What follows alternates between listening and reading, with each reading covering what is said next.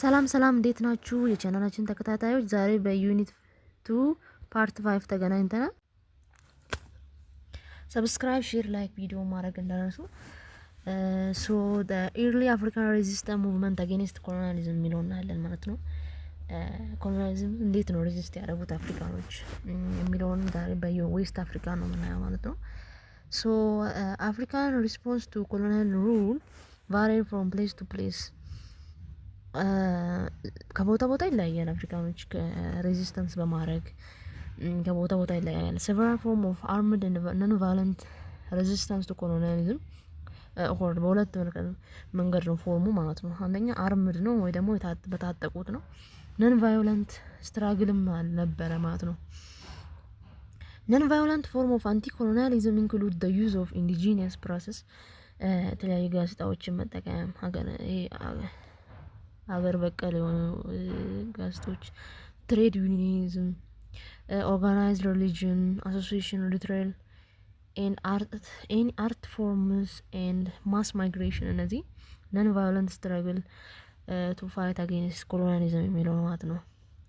ዴር አርምድ ሬዚስተንስ አርምድ ደግሞ ታጥቀው ደግሞ ሬዚስት ያደረጉት አውሮፓዎችን ዲፈረንት ፓርት ኦፍ አፍሪካ the first and the early African response to the local the colonial conquest occurred from about 1880 እስከ 1914 ድረስ ኤርሊ አፍሪካን ሬዚስታንስ ይባላል።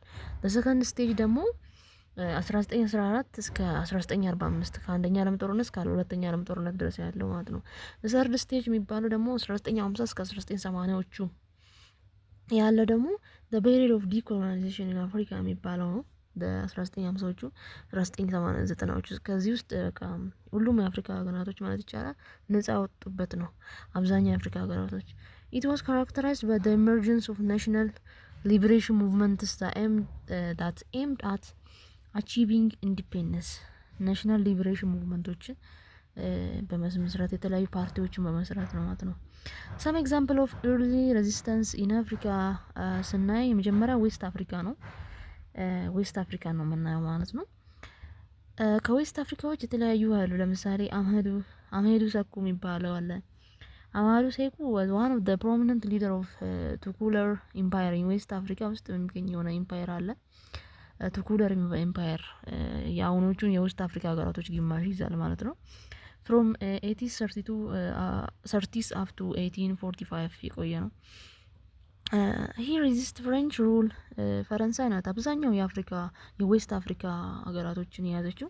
ስለዚህ ሁሉም የዌስት አፍሪካ እንትኖች ፈረንሳይ ነው ሬዚስት የሚያደርጉት።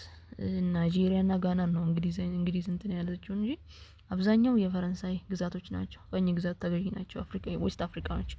in West Africa using various methods in the beginning he preferred to use diplomacy አህመድ ሰኩ መጀመሪያ ዲፕሎማሲ ነበር ለመፍታት የፈለገው ግን over armed resistance but when the French violated their promise ስለሰበረች ፈረንሳይ started territorial expansion አድርጓል ማለት ነው። አህመዱ force clashed with the French Senegalese troops ሴኔጋል ከያዙ በኋላ የሴኔጋልም እየመለመሉ ወደ ጦርነት ማለት ነው።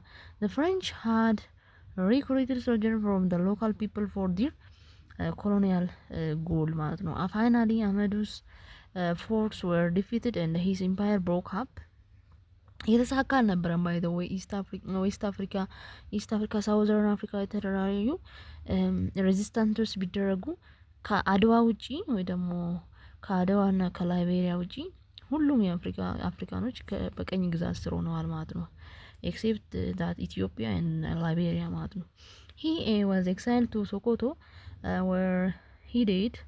Then after the French allied with Ahmedu's brother to control the region ስለዚህ በዚህ አይነት ቶኮሎ ኢምፓየር ፈረንሳይ ስር ሆናል ማለት ነው። ሌላኛው ሳሞሬ ቱሬ ኦፍ ዌስት አፍሪካ ይሄ በጣም ታዋቂ ነው። ሳሞሬ ቱሬ he was Muslim leader in ማንዲንካን people ማንዲንካ የሚባሉ ፒፕሎች ወይ ደግሞ ኮንጎ አካባቢ ያሉ ህዝቦች ማለት ነው። who engaged with the French ከፍሬንች ነው ነጻ መውጣት የፈለጉት እነዚህም protected armored resistance from 1882 to 1898.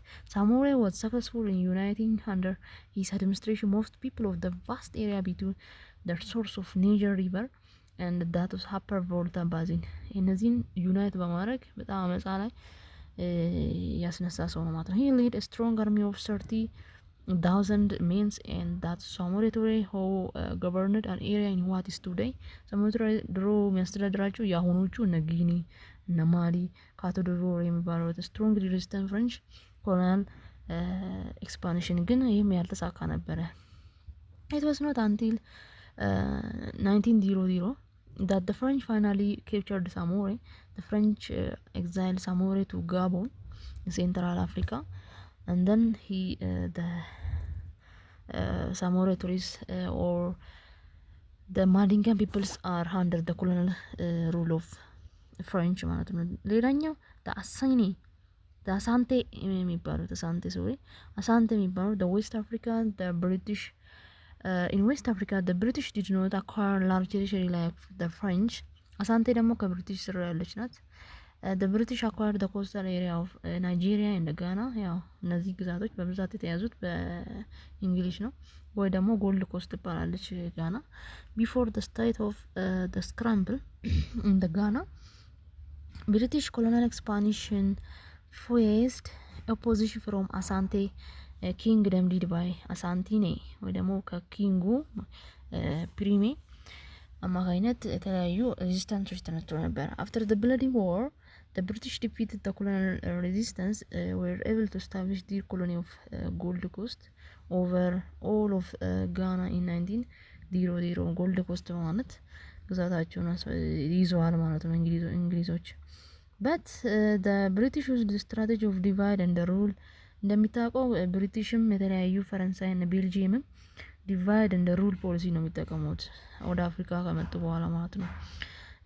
it means that splitting out the central governments and that of regional ሩሎች ከሪጂናል ሩሎች ጋር ያለውን ሴንትራል ሩሎች እና ሪጂናል ሩሎችን ማጋጨት ወይ ደግሞ የተለያዩ ነገራቶችን ዲቫይድ ማድረግ ብሔር ብሔረሰቦችን ማጣላት እንደዚህ አይነት ስትራቴጂ ነበር የተጠቀሙት ኮሎናሊዝም ጊዜ ማለት ነው።